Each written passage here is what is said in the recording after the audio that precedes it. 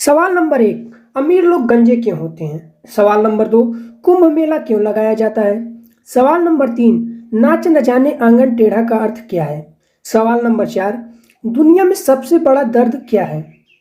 सवाल नंबर 5, हल्दी वाले दूध पीने के क्या फायदे हैं? सवाल नंबर 6, महाभारत के बारे में रोचक तथ्य क्या है? तो दोस्तों जानेंगे इन सभी क्वेश्चन का आंसर इस वीडियो में। तो वीडियो को लास्ट तक देखते रहिए और हमारे वीडियो को लाइक कर दीजिए और चैनल को सब्सक्राइब कर दीजिए ताकि नोटिफिकेशन सबसे पहले मिले। दोस्तों पहला क्वेश्चन है कि अमीर लोग गंजे क्यों होते हैं? आपने देखा होगा कि काफ़ी उद्योगपति और अमीर लोग गंजे होते हैं।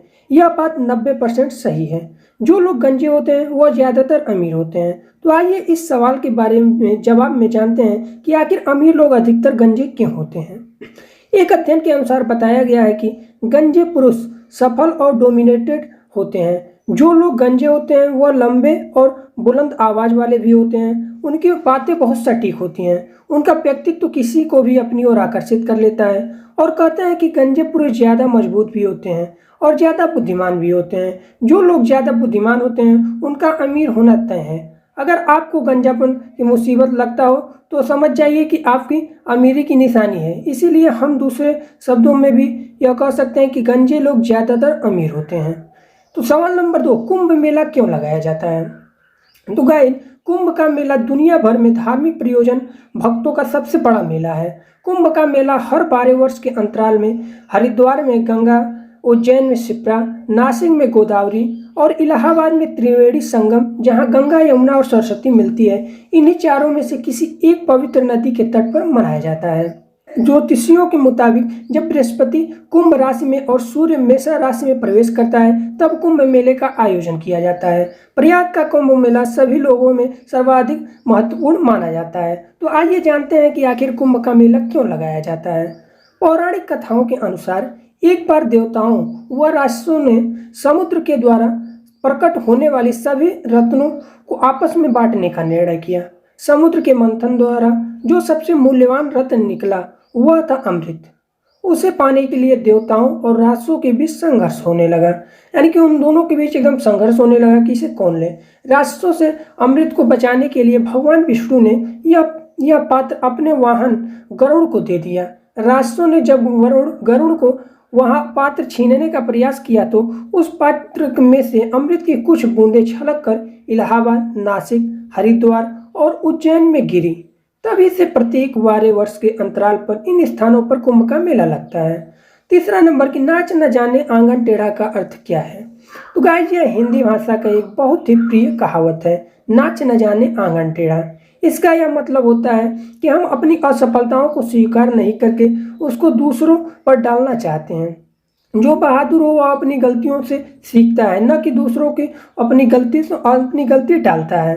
दोस्तों, ऐसा इंसान अपनी हार के लिए हमेशा बहाने बनाता है, लेकिन अपनी कमजोरी को समझकर भी अनजान रहना चाहता है। इसी कहावत पर एक कहानी है, लेकिन हमें वह बहुत कुछ सिखाती है।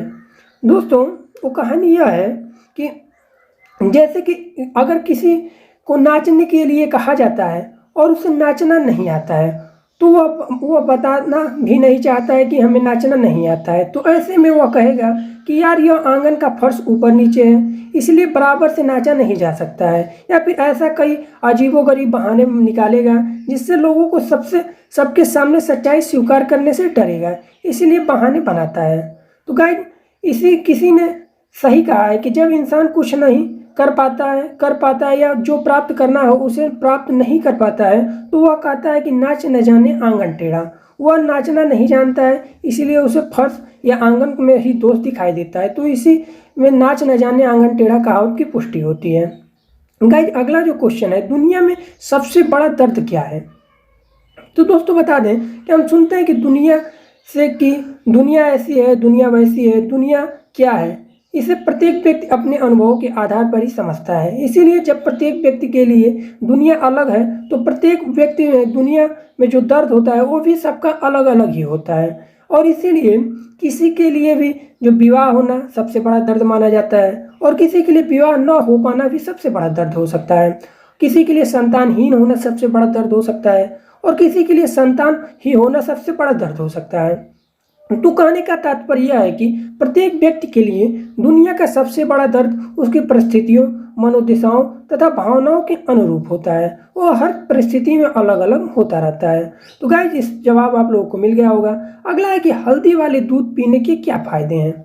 आइए इस सवाल के जवाब में जानते हैं कि हल्दी के कुछ सबसे महत्वपूर्ण फायदों के बारे में। सबसे नंबर 1 फायदा है कि सबसे पहला फायदा है जो कि आप सब जानते हैं कि वह है जो चोट पे लगाने पर पीने की सलाह दी जाती है, क्योंकि इसमें एंटीऑक्सीडेंट भरपूर मात्रा में पाई जाती है।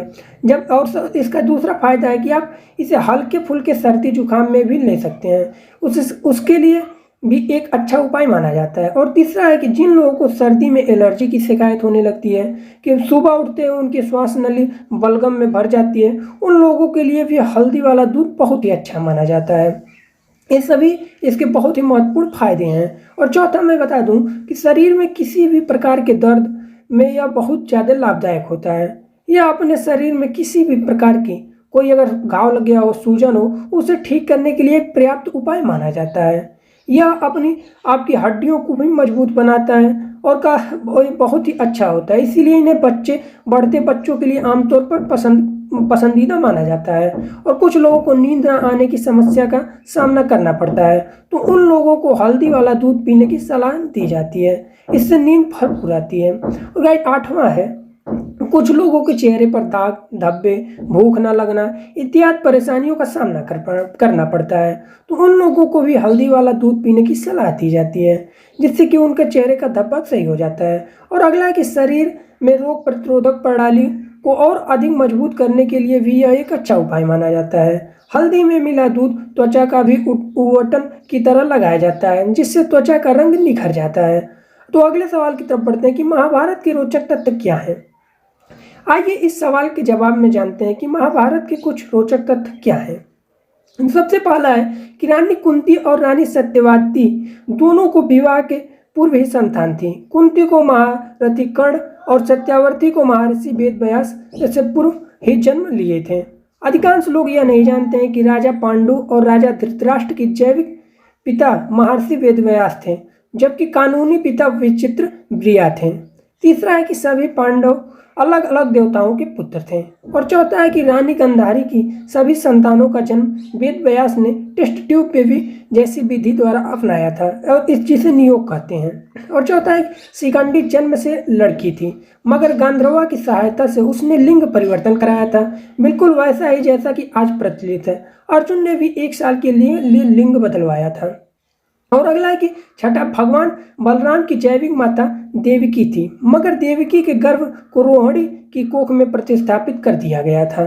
और अगला है कि अर्जुन ने विराट युद्ध में क्लोरोफॉर्म की तरह का हथियार का प्रयोग कर सभी कौरवों को बेहोश कर दिया था। तो गाइस ये थे आप लोगों के कुछ अमेजिंग तथ्य जो कि आप लोगों को समझ में आ गया होगा। और गाइस अगर वीडियो अच्छा लगा हो तो वीडियो को जरूर ज़्यादा से ज़्यादा लोगों के पास शेयर करिए। और इस सवाल का आप लोगों को ज़रूरत के हिसाब से पसंद जरूर आया होगा। तो गाइस आप लोग वीडियो को लाइक कर दीजिए, और अभी आप लोग चैनल नहीं सब्सक्राइब किए हैं तो चैनल को जरूर से जरूर सब्सक्राइब कर दीजिए। मिलते हैं अगले वीडियो में। धन्यवाद दोस्तों।